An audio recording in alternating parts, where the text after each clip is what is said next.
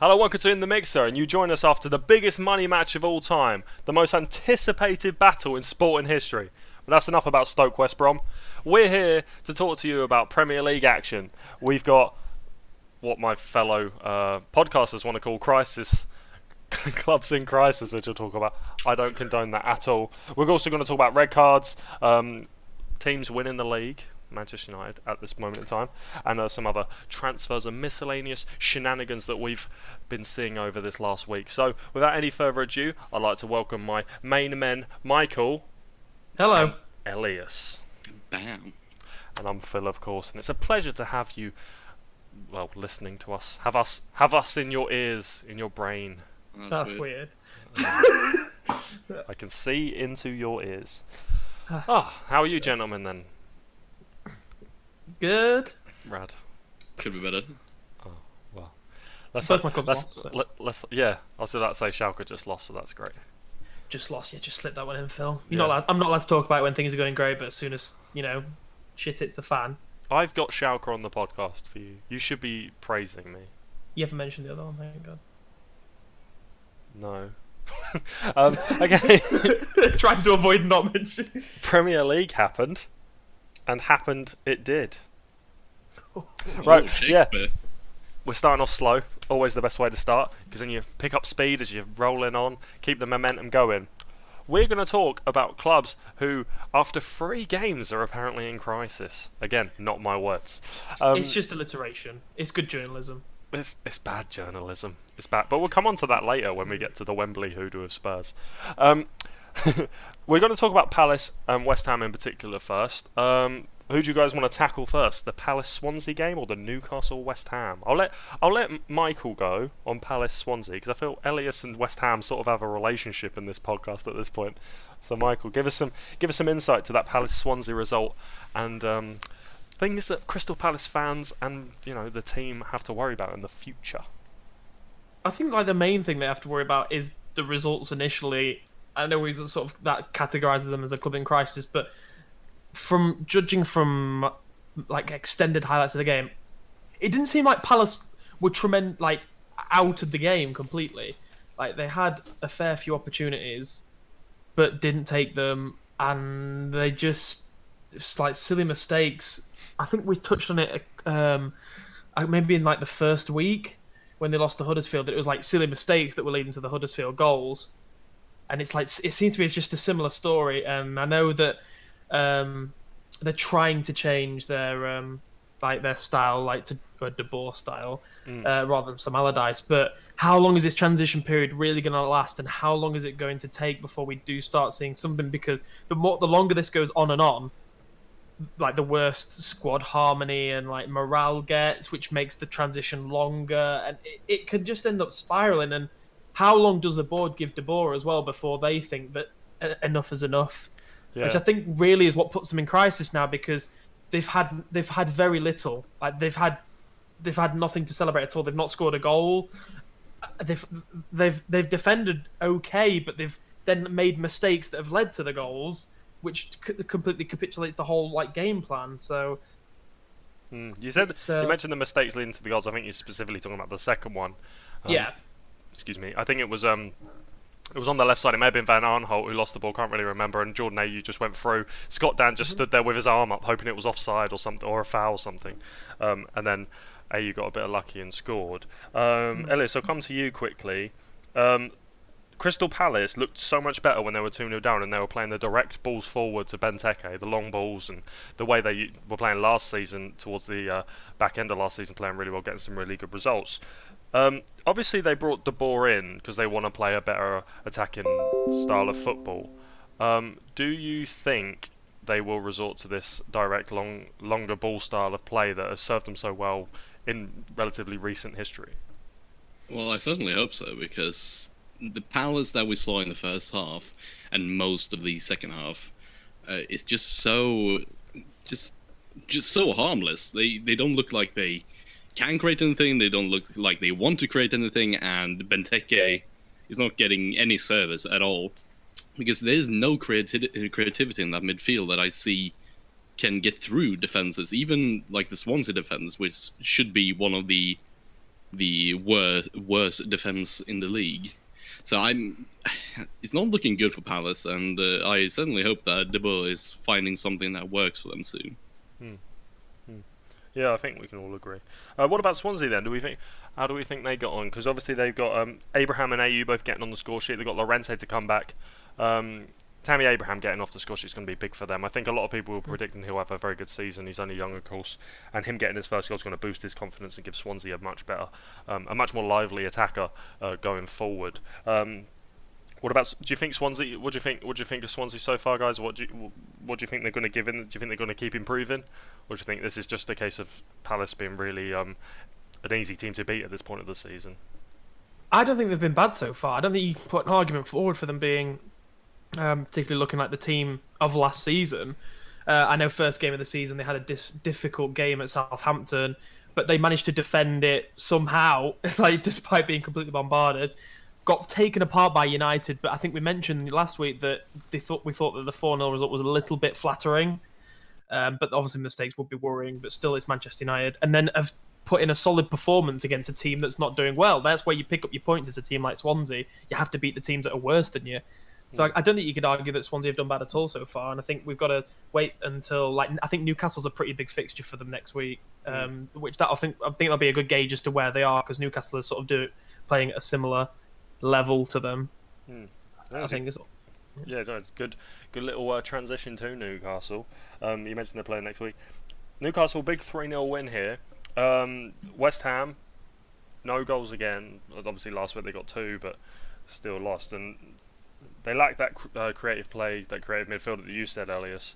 Lanzini on the bench though, so hopefully they'll get better. But a lot of these Newcastle goals come in because of mistakes, and I think that's possibly a lack of concentration, and something that may not be able to actually get knocked out of West Ham until maybe they do bring in a new manager.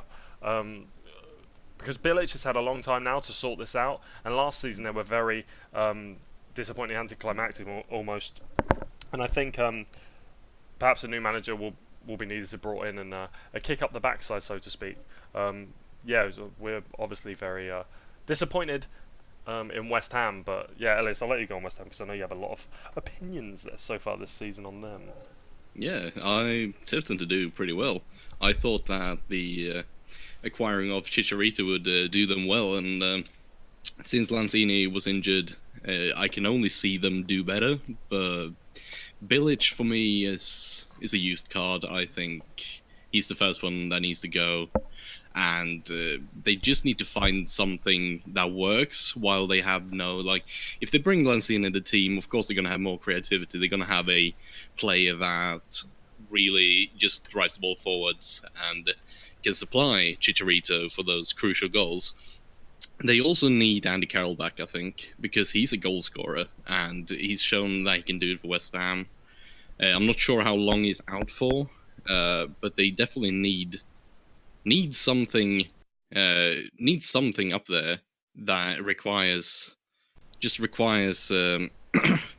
some maintenance. I think like they need to find something that works for them, and I can't see anything really working for them right now. The defense is looking a bit of a shambles, and Reed being out, of course, the injury got in the warm up last game. It's just looking like a shambles completely. I think the biggest worrying thing for me is, while we're saying that sort of they need Andy Carroll back for goals, yes, they didn't score against Newcastle, but they did get 2 goals last week. They've conceded the most in the Premier League, and that's obviously where the biggest problem is. And it's not like I know they have Winston Reid missing, but it's not like that defence is like a complete backup defence. That's almost a complete back 4 that they have.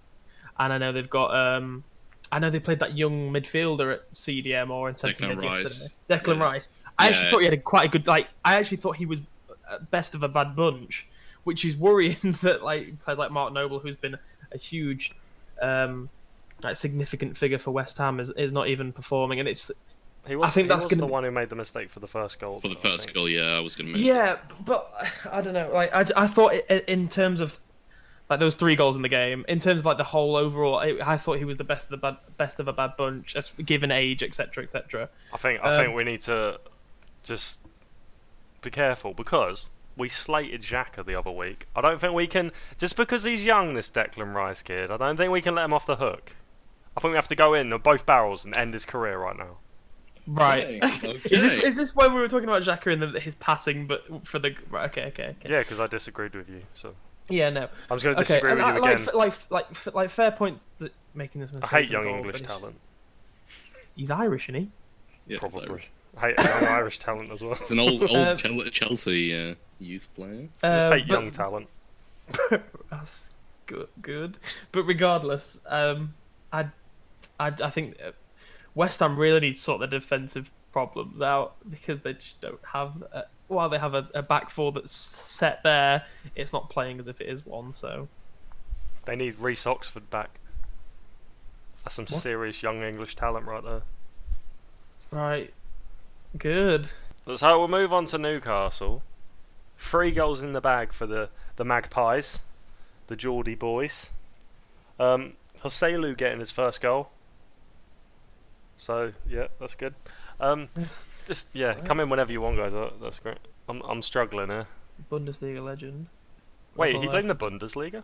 For Yeah, Werder for like that's like where Bremen he's, or Wolfsburg. like Hanover and who was it before that?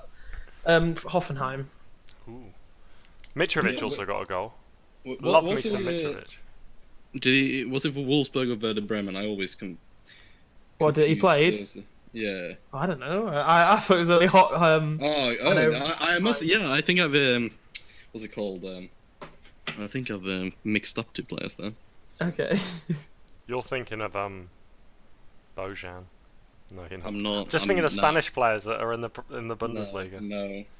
Bartra, Mark Bartra. I can tell Elias is annoyed at himself now. He wants to know what he's thinking of. Oh, just search it up. Just Yeah, I'm search it up. trying. Yeah, Mitrovic scored as well. I love me some Mitrovic. I love those strikers that are like cult heroes. You know what I mean? That are sort of No, you know what I mean? Oh, They're like God. no, God. they're like they're really unorthodox, a bit mental, but have a bit of character. Bit mental. Yeah. Right. He elbowed. Yeah. He elbowed someone. He should have been sent Disturbing off in this game as well. So you're gonna love Arnautovic. No, he's not a striker, and he's rubbish. And Mitrovic he's not actually has a hero. talent. Something nice Oh. about a player that wastes their talent. So you just basically love, I don't know, Jamie Vardy? No, not really. He's What? English. That's the problem. Right. God, you're very specific on your favourite players, aren't you? I have some great choices. Can we have another example of a Mitrovic style player then, please? A Mitrovic style Yeah. sort of cult hero player that I like. Oh, could be here a while. Yeah. Can't think of any. Oh, interesting. Give me a team and I'll tell you. No. Tottenham. Just defeats. Tottenham, Vincent Janssen. What a guy. No, Clinton and G. Clinton and G. Doesn't even play for you anymore. No, but he used to. But the example's still relevant. You mean just memes? Is this what you're referring to? Is this like Clinton a and grown-up G is version not of a meme. He's Oh, not that come well on. known. His welcome video, Eloise and G, like Meme. Clinton and G. He's French. That's the worst French accent I've ever heard. No, that's how he said it though. It was like G Clinton. He didn't even say Clinton and G. I don't think. Anyway, we digress. Hello. That's like that. That's like that Vine where he like pans over and there's just the guy there and he's like, "Hey, lovely." This is devolving into something really terrible. Yep. Let's talk about another crisis club, Yeah. Arsenal. That's his podcast. Arsenal. Conceded 8 goals in 3 games. Impressive stuff. We said, I thought Arsenal were title contenders. You thought they were going to win the league. I would Yeah, like you to, did. I would like to retract that statement at this point of the season. Arsenal doing their mid-November capitulation just at the start. That's all. That's all. They got plans in November. They're doing this early. For me, I'm almost getting on board with the Wenger out bus because we said at the start of the season that their squad's made changes, which justified you saying they could be potential title contenders, which I don't think was a stupid remark particularly because their squad's strong. So for me, that something's got to be wrong, something's got to change elsewhere because they have brought in this quality and it's not working. and it's sort of getting a case of how many times do you get to defend Wenger, how many opportunities does he get? Many other managers wouldn't have had this opportunity, and while he is a club legend for Arsenal, something you can't let that carry on and sort of not do justice to his legacy, kind of thing. Because now I think there's a problem managerially, and that has to be the next step for change. But maybe that should have been done before the season, because it's changing a manager halfway through the season for a big club with new players. It's difficult. Yeah. Well, he's probably not going to go because obviously they signed a new contract. Yeah, of course. But So- that's what I mean. Is it going to be? Well, they could go down the United route and just Europa League it, like he said. So They don't have a. Who did United? Oh, I see what you mean. Sorry, go for the Europa League. yeah. Well, But what do you I don't know. They've said they're not. They're going to play. They don't have use the that experience. competition- Yeah, they're going to use that competition to bring through youngsters and things like that. I don't think it's going to Exactly. be taken seriously. So if they're not taking it seriously, it doesn't appear like they're taking the Premier League seriously either with the results so far. And it's not even just like results; it's performances as well. Because it's just the Stoke, they did nothing today. They were taken apart, and the game against Leicester, they weren't particularly amazing. Like they scored 4 goals, but I think you can put a lot of credit to Leicester on that one. I think against Stoke they were unlucky. I want to. I don't know. I disagree. I think Stoke. Well, they did have a penalty and a goal disallowed, both Yeah. not given. I think they were a bit unlucky there. But I just want to come to Elias quickly on the Lacazette not starting in favour of Alexis Sanchez. Lacazette obviously scored against Leicester. Probably should have had a goal against Stoke. Looks pretty good. Looks pretty sharp. Why didn't they play him today? Because Alexis Sanchez is back. And it I just think it's transfer it doesn't pressure. make sense to me at all, because when Alexis Sanchez got subbed off in the 60th minute, I think it was, or 65th or something like that. Yeah, he went to the bench and dropped his head completely, and the body language of all the Arsenal players on the pitch would they didn't have any fight left in them. And after he sat down with his head in his between his knees, he started smiling, weirdly.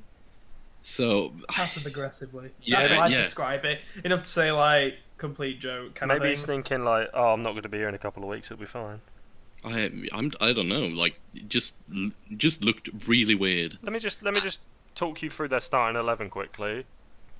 Cech, Holden, Koscielny, Monreal, Oxlade-Chamberlain, Ramsey, Xhaka, Bellerin, Ozil, Sanchez, Welbeck. It's last season's team. They've made good signings, and they've still got last season's team out. How? Oh, jeez. I don't understand why Kolasinac isn't playing, and that's not even just like a. He didn't even come on. Yeah, that's. They've got Bellerin playing on the that's left not side. Just being completely biased, but what does the guy have to do to stay in that team? Does Wenger just completely love that team and just I don't know. Okay, for the selection, I understand Bellerin and Chamberlain starting wing backs because obviously Liverpool have a lot of pace going forward with Salah and Mane. He wants to combat that with Bellerin and Oxlade-Chamberlain. But hang on, Kolasinac isn't exactly slow. But sorry, continue your point. No, I'm just saying that he thinks that's the team. I'm not saying this is the right decision. I'm saying this is his justification, and it didn't work. It didn't work at all. They were behind. They were behind early because they couldn't defend. Simple as. Liverpool should have been in front before the 15-minute mark. And then after that, they were just cut open on the break over and over and over. And I'm sorry, just... but Go on, Ozil sorry. is a complete missing player in that team. I couldn't even I wouldn't even be surprised if he was dropped. I could completely justify dropping Ozil because that guy, he's just missing. It's just so And it's- frustrating as an Arsenal. If you're an Arsenal fan, not as an Arsenal fan, Jesus. Ooh. If you're an Arsenal fan, I But just sure, I don't know. I just feel like there's a team that should go out, like you said, signings that have been made. So I think this was Wenger saying that, wanting to say, I've kept Sanchez. He's going to be playing. He's going to be in this team for the rest of the season. I'm going to let his contract run out. More than thinking about the result. He's had Giroud, who's looked sharp this season. He's had Lacazette, and he starts a player who hasn't played yet this season. Isn't particularly match fit. Just come back for injury. It doesn't make sense at all. And again, And when Lacazette has been looking good in form and actually getting goals and getting chances that he almost scores, hitting the post, it's just weird. Just weird. Coquelin didn't play either. Again, they had no holding midfielder on the pitch again. Like, Xhaka can be a real asset to Arsenal, and he's given away a lot of passes already this season to goals and things, but he has such a good passing range, and to play him as a holding midfielder when he can't defend or tackle, and Ramsey, who also was arguably playing defensive midfield, he just got ran around. Yeah. Wenger just seems to be playing players in positions they're not accomplished in, and it's just frustrating to watch, even though, like, I'm a Spurs fan. It's just frustrating to watch Arsenal. Are you on board with it then? Would you be on the Wenger out bus if you had a huge interest in Arsenal? Oh no, I'm very much. If I was interested in Arsenal, yeah, but I'm very much Wenger in at this point in time because they are. With how things are going for you. Let's move. Yeah. Well, we need all the help we can get. We'll move on to Liverpool, who dynamite going forward, fantastic, and without that, they have to be. Without Arsenal actually giving anything, going forward. This is what Liverpool can do if you don't pressure that back four, and joy to watch, really, joy to watch going forward. Yeah, Arsenal played into the hands of Liverpool, and like I made the comment that Liverpool have sort of 5 players, and four of them shone today in that they showed Liverpool's attacking force they have, and if Liverpool can, thing is, it's going to be difficult for Liverpool to play against all teams like that, because some of them won't give them as much attacking freedom, but they showed what they can do with their attacking freedom, and like you said, it was a real joy to watch. Did you want to add anything, Elias? Or? No, not really. Like, they need to score those goals, because if they met an Arsenal that were actually any decent going forwards as well, they probably would have let in a few goals. But because I'm not, I don't really trust that defense / goalkeeper that Liverpool has. But if they're scoring goals and outscoring their opponents, of course they're going to win games. And they really show what they can do when they need to do, like when they need to score goals, and they just let it go today. Salah was voted man of the match. He got an assist and a goal. One worrying thing I'd say, I mean, they create so many chances anyway, but they're in the Champions League group stages now. We may talk about the groups in a minute if you want. I'm not really sure, but Salah isn't particularly clinical. So when they are coming up against those teams where they're not going to create as many chances, they're probably going to be struggling. And that's where I think it's going to be holding about this season. Not necessarily scoring goals, but in tight games, like against Watford, they should have won that game because they had a lot of chances, and they wasted a lot of them. And Salah again today, he did have a goal disallowed, which was quite a nice finish, but he had a lot of chances where he perhaps should have at least got two goals today, and he'll be very disappointed in himself. But that may be just something that comes with time. But his goal, he had a lot of space. The disallowed goal, he had a lot of space, and when he has a bit of pressure on him from the opposing defence, he seems to rush his chances, panic a little bit, and I think that'll be something to watch out for Salah. See if he can improve his how clinical he is in front of goal, and that will only. I feel that's why he didn't really make it in Chelsea, because he needs to have space. He needs to play a really quick attacking football. And with Chelsea, they really wanted to hold up the ball and try and get the midfielders to pass through just into the box and just play around the box. And with Liverpool, they are just so quick in the counters and so quick in just getting the ball upfield that he really will be an asset. And I didn't really think he would at the beginning of the season. I think I said that the first transfer portal or second. Yeah. But if he gets that space, he is quicker than most of his. I don't see many players that are quicker than him in the Premier League. And yeah, he can really do work. Like, he's a goal scorer as well. So. Yeah. Okay. So last crisis club. We can finally stop using the term crisis club. We're going to talk about Spurs and that famous Wembley hoodoo that seems to be overthrowing them at this point in time. A 1-1 draw at Wembley. I refuse to call it at home. At Wembley. Chris Wood with a last injury time dramatic winner. What do you guys think on Spurs and the Wembley curse, quote unquote? it's becoming a meme, isn't it? Just the whole Wembley thing. Like if they continue to do this, just to let games go eh, in the late stages of the game, then where are they gonna finish if they can't actually get any results at home? And Harry Kane is not looking sharp at all. Like he's getting his chances, but he's not really finishing them. Well, there's this stat going around that he's never scored in August or something. Yeah. Yeah, I think it's just one of the things. He was a bit slow to get going last season, but again, it's going to be these early points that are going to cost Tottenham in the early stages, definitely, when they look back at the season. Talking about the Spurs goal, they had a lot of pressure. It's just kind of Spurs of old. A lot of pressure against the teams who are going to be down there at the end of the season. But at the end of the day, they only managed to get one goal in the whole 90 minutes. And it came back to bite them. Because did you see the Chris Wood equaliser? Yes. Yeah, I don't know how the balls actually ended up with Chris Wood. Trippier is just... He Stopped. started ball watching. He stopped getting back. And say what you... A lot of people disagree with Walker and his... Not disagree with, but don't rate him defensively. He does not let that ball go through. And he has the pace to recover even if he makes that mistake. Trippier It's not even like switched Trippier off. started off in a and bad come through. position. He just like you said, he just ended up watching the ball roll through. Thing is that I still feel like even everyone in front of Trippier was doing the same thing. Well, I think Trippier stopped. Trippier stopped. Sorry, Sorry. it was I'm just Alderweireld saying was that- coming across to block the shot. Sorry, Alderweireld was coming across to block the shot, but it's just Yeah. Trippier switched off and created because he stopped and Alderweireld kept going back. Yeah. It created that big space, and yeah, I think it's definitely Trippier's fault for the goal. And Yeah, Chris that Wood took it shouldn't well happen. though. But it's like, sorry, my stutter. It's a game that Tottenham should have put to bed before that point. I think we're going to be hearing that. What's a lot. What's your opinion? Because obviously you're a Spurs fan. Just not very good. Right? No, it's just Spurs of old. It's just we've lost last season. You know, we've had these two great seasons, finished third and second respectively. Fantastic flying forward, goals for days, and yeah, we've it's just the classic Spurs of old where they just get one goal or they struggle to score, dominate a team, and they let in a late goal and lose or draw.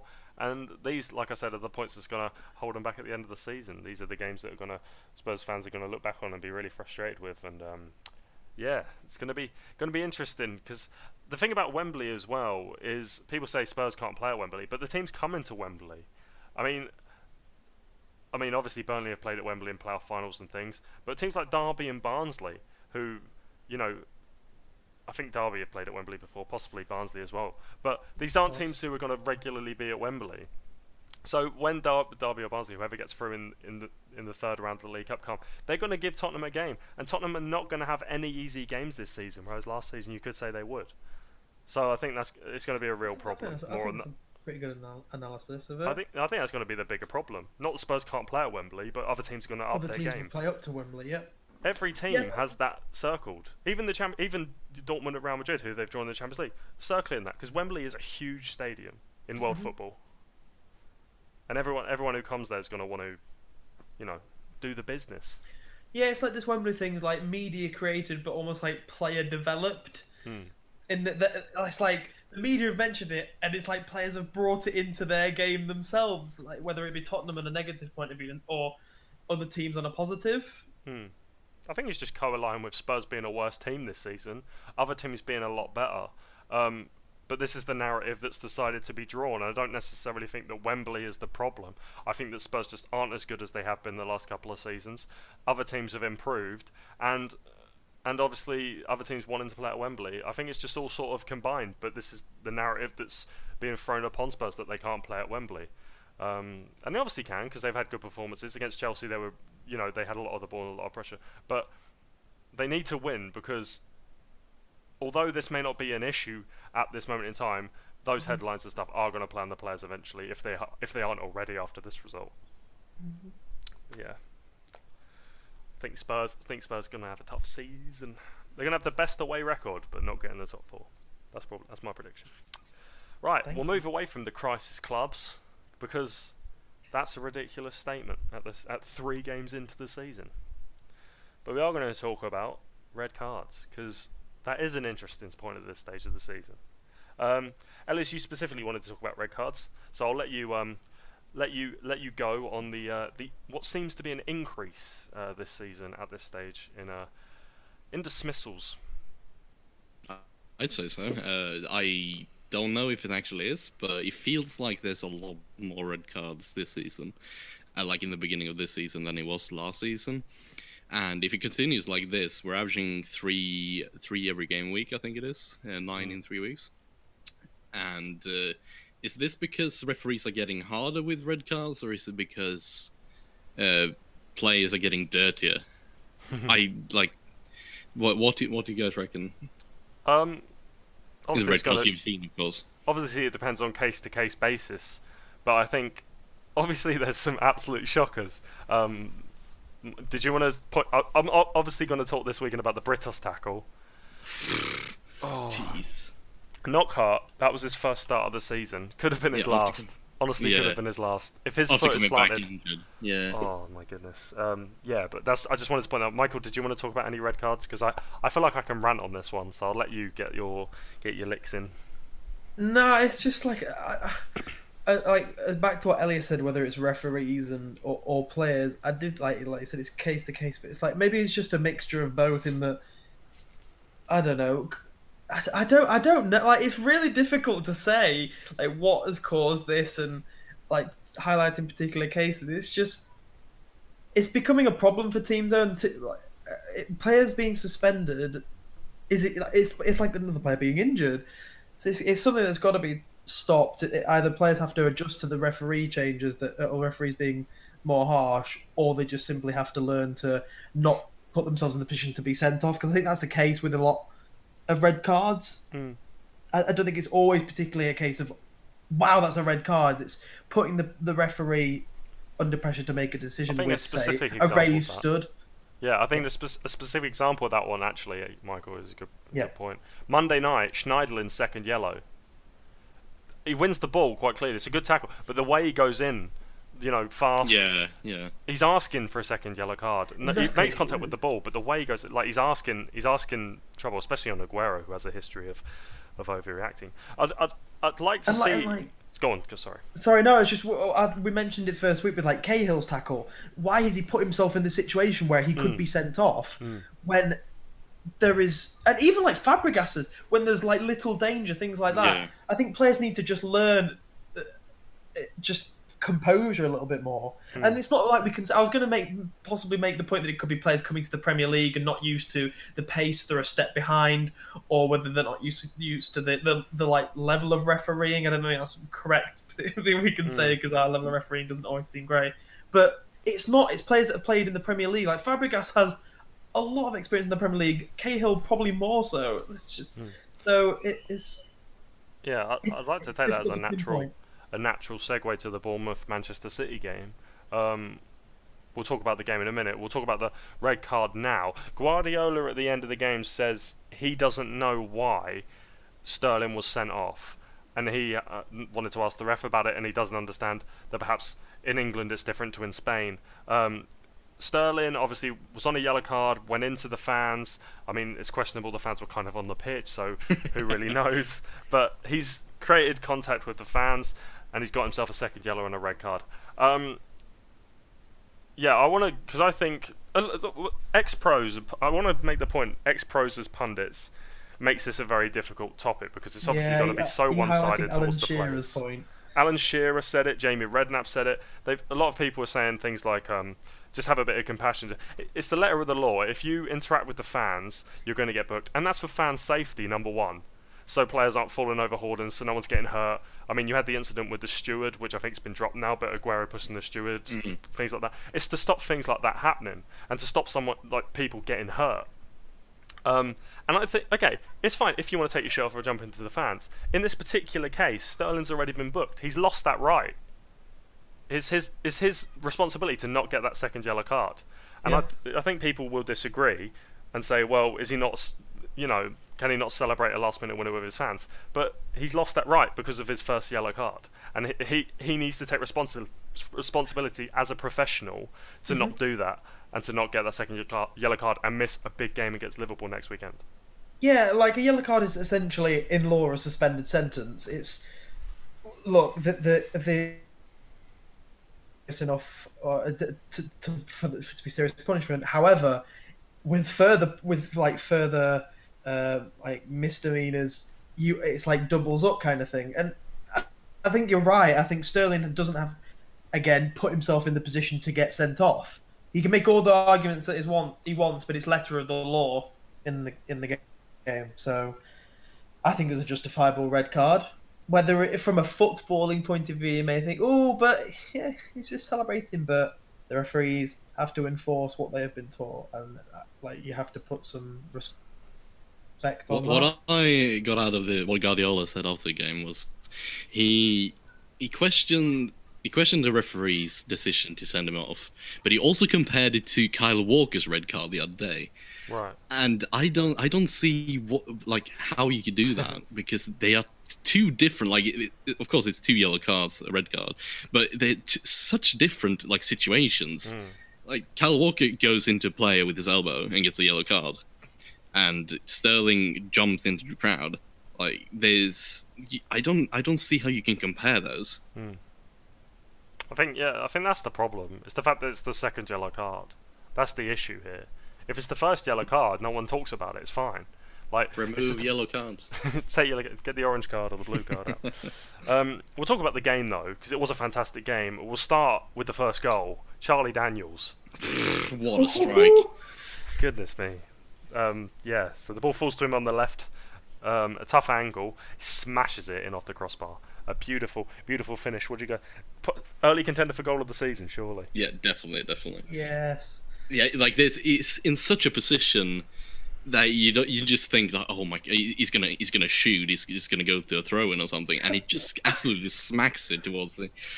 It's just beautiful. I don't even know why he went for it. Like, No. it's not even like in a position where you go, "Oh, go on, man." It's sort of just like, what you think? Oh, I'll take this down and put a little chip ball in. I think it's saying like he's probably run down that left wing a couple of times and no one's passed to him. Yeah. So he's just like, oh, I'm fucking into this. Sorry, excuse me. Yeah, he's made his point now. Next week, that everyone will pass to. That's how it's done. I just wanna. You know, I love the goal, great goal. Just want to be a bit critical of the defence. There we go, Captain Pedantic. Vincent Kompany blocking Ederson's view. What? All right.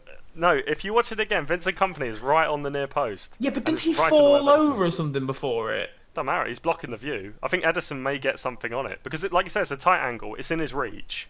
All he needs is a fingertip because it's hitting the bar anyway. Fingertip and it comes out. So, just want to. But no, I'm not taking anything away from I strike. remember It's a Company screamer. being on the floor. No, he's not. He's literally standing. I watched it 3 times. He's standing right in Watch it for. right in Ederson's eye line.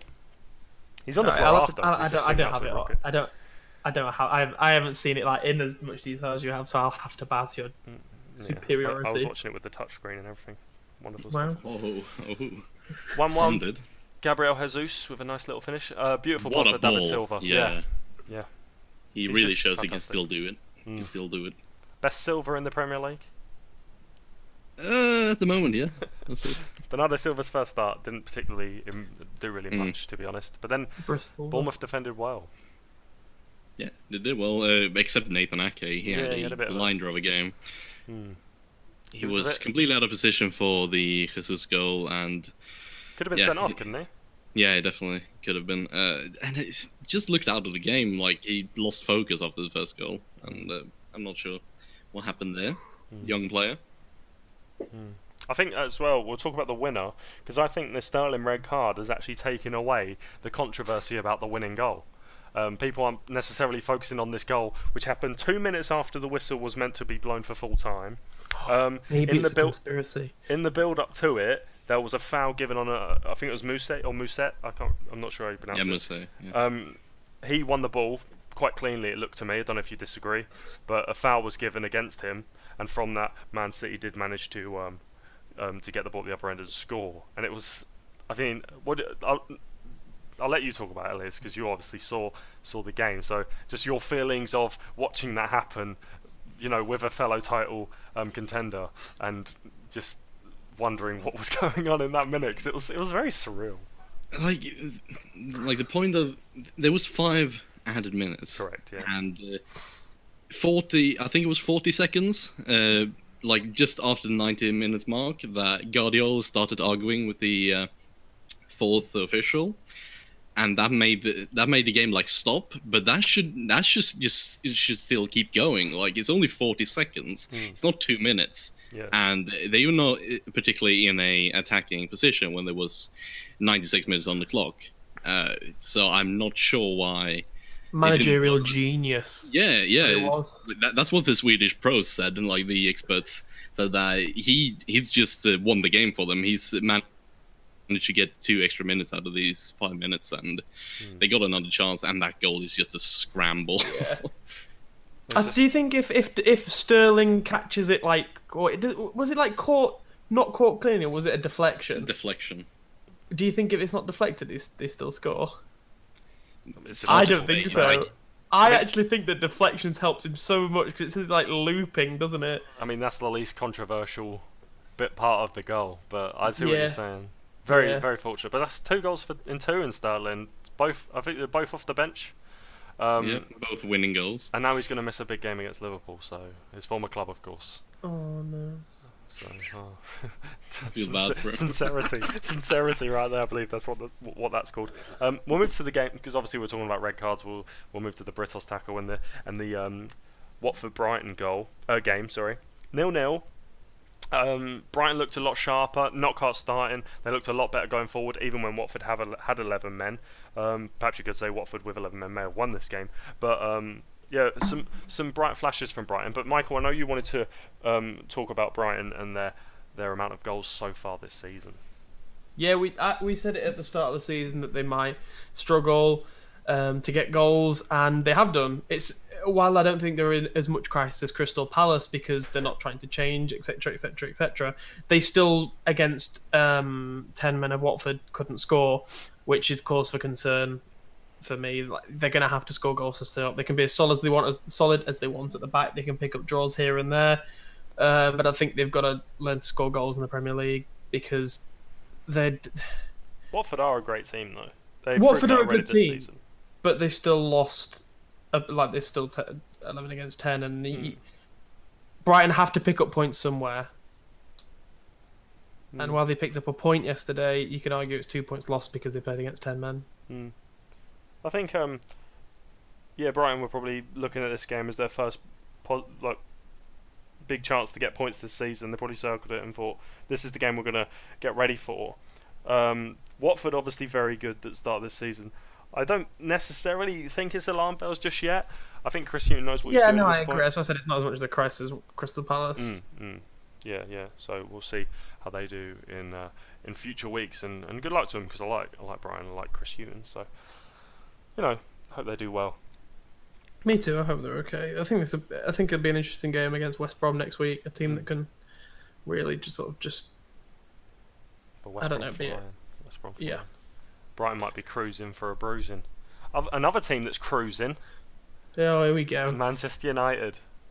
Another win to 0. 10 goals scored, 0 conceded after 3 games this season. Manchester United 2, Leicester 0. Leicester, former champions, have given some good accounts of themselves so far this season. What do you guys think on this game particularly? Man United looking very good again. I wouldn't say they look that good. They didn't look very good in the first 60 minutes of the game. Like, Michael made a few really good saves, kept Leicester in the game, but they didn't look very convincing. And when they brought on Lingard, Fellaini, and Rashford, they actually looked a lot better. So I'm not sure if, of course, they got the penalty, which we probably should mention, and Lukaku missing that, and I know you like when Lukaku misses penalty. I mean, Kasper Schmeichel is about 5 yards off his line. He should have been called off really, but what can you do? Yeah. I would like to say before that, though, you do mention the substitutes they're making the change, but Manchester United did have a fair goal chalked off. I think it was Mata. It was onside. So I think the key thing about this Manchester United performance, unlike Swansea, Leicester didn't have too many fantastic chances, and Manchester United didn't panic. They were patient, waited for their chances, and eventually got that 2-0 win. And I don't think this result was ever in doubt, actually. So I'd really disagree with you there, Elias. Ooh, Ooh, all you're right. fight about it, mate. Yeah, man. Yeah. One plus for Leicester as well. Of course, Schmeichel making really good saves, and almost got enough first goal to save that over the bar. But also Riyad Mahrez is looking like he is getting back to his usual self, and probably saying, I haven't heard anything else for a while. Slimani got subbed on in the 75th, something like that, minute, and like you could probably do a job up there besides Vardy, but alone it didn't look very, very good. And Demarai Gray, I know Michael has a bit of a love for him. Just like he's trying too hard coming off Linked the with bench. Bournemouth now, by the way. Yeah, 26 million. yeah, it's a lot of money for. We sold him for 7. Yeah, he looked very selfish in that game, and he really. I don't know if it was his manager trying to just change the game with a quick player that is shooting every time he gets the ball, or if it's just his play style just being quick and not letting the ball go from his feet. I don't know. But there are a few positives from the Leicester side, but also from the United side, of course. You say about the Demarai Gray deal, 26 million, and Mahrez probably not going anymore. And Roma reportedly don't want to pay over 30 million for Mahrez. So that shows you how out of touch Roma are with the current market values of players. So that deal probably won't happen. I think you're right. Mahrez will probably stay at Leicester. We'll move on to the other 2-0 result of the weekend. Chelsea-Everton. Morata looking good and assisting a goal. Yeah. Big signing, big moments. that's going to be our motto, right? Morata, what a player. I don't know. What is happening? I don't know. Chelsea won 2-0. That'll be good. Rooney didn't score. His first game he didn't score in this season. In the Premier League. Yep. Okay, good. I guess we'll move on from that then. Fabregas came back and scored, so that was good. Yeah, left him on the bench now this week though. Good finish. Fantasy footy. Oh yeah, if you want to join our fantasy football, you just go on our Twitter. A bit late now. 3 weeks in. It's never too late, Phil. It's never too late because Tottenham need that for their season. some people are doing pretty badly. Hello, Michael. Some people are doing pretty well. Hello. Oh, Elias. Fantastic stuff. Fantastic. Who did you have in your fantasy team this week that scored you the bare points? Mane. Do you have him as captain again? That's right, I had Fabregas on the bench for 11. I played Mane, a triple captain, last week and got 24 points. So he scored this week, of course. Well, that's this week. We're talking about Chelsea possibly securing the Oxlade-Chamberlain signing this week. I've seen that. Apparently, Oxlade-Chamberlain, the deal's going to be done this week, as I've seen in a couple of different sources.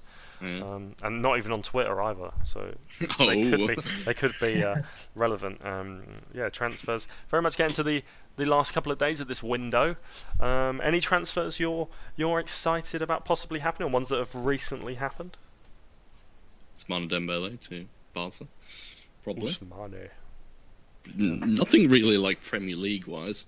I like the signing of Klukas to Swansea, actually, because I think he did a good job at Hull, and he could probably do a good job at Swansea as well, but other than that, nothing really. There's talks of Renato Sanchez going out. Sorry, Michael. There's talks of Renato Sanchez going out on loan, and Swansea fans think with Paul Clement's links with Carlo Ancelotti that we could be seeing him as Gylfi Sigurdsson's short-term replacement. So that's another little inside scoop for you guys. Michael, what was you going to say? Sorry. I'm going to say we've got some breaking news on the podcast. Whoa. Oh. Monaco have agreed to loan Kylian Mbappe to PSG with the option to sign him for 180 million next summer. How definite is this? Who's been in touch with Michael Eden? That is from Matt Spiro, who is a Liga 1 specifically to you. Writer. No, not specifically to me. The option to buy is compulsory. Compulsory. So not an optional option. Then PSG hope this deal will keep them within the FFP boundaries. Monaco left with little choice. Mbappe wants to move to PSG. No one else is willing to pay 180 million. Next summer, he'll be in his final year of contract. Therefore, his value would technically be halved. Oh, goodness me. He imagine if he flopped in that loan spell. Monaco is currently playing and he's on the bench, so I'm not sure. He hasn't. I don't think he started a game this season. I think he started one game this season, maybe, but yeah, he's not. It's interesting the Mbappe thing. He's been linked with Real Madrid, Manchester City, Arsenal, so many teams. To go to PSG just seems a bit out of the blue and a bit disappointing actually, because it's like a Serie A player going to Juventus. It's a bit like leaves a bit of a sour taste and a bit, makes the league a bit of a joke, really, kind of. Another big announcement: Lionel Messi moving to Real Madrid on their Twitter, officially announced. Officially. So you two saw this tweet and put it in the podcast group. I didn't see it. We thought we would use our podcast as a platform to promote hackers on Twitter. We thought that could only be a good idea. If you've already scared we've been hacked. It's just Elias on the Twitter. We were hacked before we began. Like, this whole podcast is one big hack. It's just a joke, really, isn't it? It's a bit of a disgrace. This particular episode's been rather terrible. Especially that segment about Real Madrid signing Messi. We'll move on to our special segment, MVPs of the week, taking the MVP abbreviation, which of course means most valuable player in American sports, but we've cleverly brought it over to the English Premier League. Brilliant. I think that is ingenious stuff. So if you guys want to let us know who your MVPs are. Most valuable player, I said that. Oh, okay, it's the same thing. Because I thought you were about to sort of give out some breaking. It means mixers, very good players. But didn't we say that most valuable player, like MVP, was going to be clubs or just the? Oh, it can be whoever. No, I'm just saying that's what the everything, abbreviation meant. I mean, the most valuable player is Neymar. We can't really dispute that at this point because that's official. Okay. Oh, I see. So we can't just name Neymar every week. That'll be. We could do that. Could be a running unless gag. it's a huge transfer. Mbappe. That doesn't quite eclipse the. Wait, does it? Is he? Wait, No. Is he the new transfer record guy? No. Or was that 220,000 million? Thousand, Jesus. 220,000 pounds. Sorry, being too realistic. I don't think it beats it, does it? No. And it hasn't gone through yet. There's no deal been done. Yeah, okay. Yeah, so MVPs of the week. Do you wanna hit us up with your one, Michael? Because I still haven't picked mine. Oh, so you happily place it on me, will you? Yeah. So Am I the only one? It has to Oh no, be I do have one. Sorry, I do have one. Go on. Oh, sorry. go, give us yours. Give us yours then. Oh, mine is Jose Mourinho. Oh my God! Yes, I'm out of it. I told him to tell me his MVP prediction, and he wouldn't tell me. And I said, "Well, I hope we don't have the same you one." Actually, did that. So I've given Jose Mourinho my most valuable player, or MVM, I suppose. I was. Most valuable manager. Most valuable Mourinho. Mourinho, very pleasing. My very possible manager. What is this? I don't know. Mourinho's my MVP anyway. He's been fantastic at the start of the season. Another big win against the former Premier League champion. And Manchester United rolling, looking so good. And Mourinho looks like at this stage anyway, they're going to run away with the league. So, yeah. Ellis, I'll go to Michael because I feel like Ellis might need some time to think of this. Because somehow I don't think he's prepared. I'm not going to change. I'm just going to get a few more points in. Oh, okay. Go on, Michael. I'm going to go for the Huddersfield defence and goalkeeper. That's more than one person. All right, okay, Tommy No. Smith. Tommy Smith, Smith, the okay. Captain then. If you're going to be really specific, Tommy Smith. Didn't He we- is a part of said Huddersfield defence and goalkeeper combined. The captain of Huddersfield. They are yet to concede a goal in the Premier League in their first experience here. I mean, I believe it was Tommy Smith who was at fault for Southampton almost getting the winner in that game. But Almost getting the winner. Well, I just picked out. I I think was going to say Christopher Schindler, who was vice captain. right. It's just pointless. Well, I think he has a list of MVPs ready. Does he? Yeah, Schindler's List, mate. Oh. We Oh, there? man. We there? Black and white with a bit of Man. red. We love it. Whoa, that's racist. What the hell's it? What? Wait, what? Black, white, and a bit of red is a Tyne-Wear derby. Okay. Newcastle versus Sunderland, wasn't it? Is it not? What's happening? All right, you move on to my MVP. Your who is MVP, the who exact same. I think we have some of this information already in the podcast, but no, continue, Yeah. please. I'm just gonna drop a bombshell. It's Jose Mourinho. Oh, Oh, no hey. way! Yeah, you copied man. Phil. Why'd you I copy copied- me? Yeah, man. And I'm gonna add a few points to what Phil said. He won the game for Man United, who of course missed. Lukaku missed the penalty. Yeah, luckily he brought- Mourinho was there to slot in the rebound. Yeah, man. He brought on Rashford, who scored the first goal, and he brought on Lingard and Fellaini, who Lingard assisted Fellaini for the second goal. So, yeah, that's just a managerial win, I think. Managerial valuable person? Yep, that one. We didn't actually mention how far offside Fellaini was for that second goal. Yeah, still a goal. Unbelievable stuff. What else we got to run through here? We've got some interesting stuff we'll talk about. We also have something down here called betting stories, but I don't actually think we have any of them. Did anyone do any well in the older money making football? Extravaganza known as football I betting. had over 6.5 goals in West Brom Stoke. Did you? No. Oh, okay. Just checking, just in case. I can only assume that didn't have 6.5 goals because I think if it did, we probably would have spoken about it. So, unfortunately, Jay Rodriguez. I did my betting this week. Jesse. Oh wait, was it Jay Rodriguez? Yeah, Jay Rodriguez Oh, scored my for West Brom. apologies. And Stoke set his goal. If you haven't watched that, you should look at it. Because that was the most hilarious thing I've ever seen. Check that out. I'm not allowed to name specific betting companies, am I? Because I've named the one that's named after a year, and you got angry at me before. Yeah. Okay, imagine a place where you put valuables with the bang. first name Bet. When you go on holiday, you use one of these. They Betbank have Vacay. usually a four code combination. I used that company because I got £10 free, and so I actually don't know if I won any bets or not because there's no way of checking. Oh. So could have gone really well. Yeah, Could so have gone guys, really bad. check out I think Betbank. the only one I remember is all Serie A games that have over 2 goals or at least 2 goals, over 2 goals. Anyway, it's going brilliantly. So Yeah? I think I'm gonna actually end on you just on a fade out with that bit. why? Bye. Bye. It's fine. I'll take out that bit. Bye. Bye.